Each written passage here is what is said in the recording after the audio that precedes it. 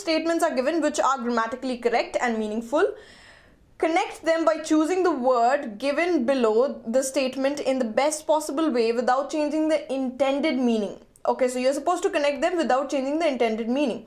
Choose the best possible word as your answer accordingly from the option to form a correct, coherent sentence. Alright.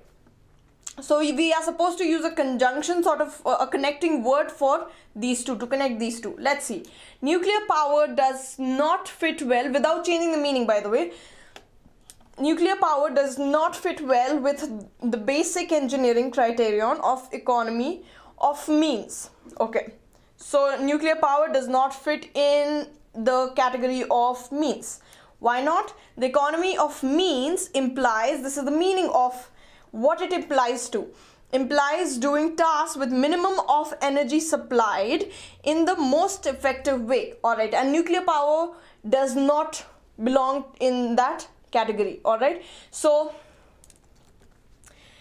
these are opposites, right? We are talking about something that this is the meaning of it, and nuclear power plant does not fit in that category. Okay, so it will not be something which is similar. So likewise is not one.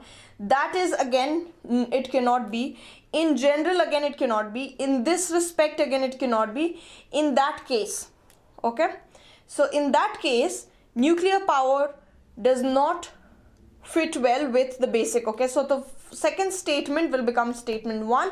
The economy of means implies doing tasks with the minimum of energy supplied in the most effective way. In that case, nuclear power does not fit well with the basic engineering criterion of economy of means. Alright.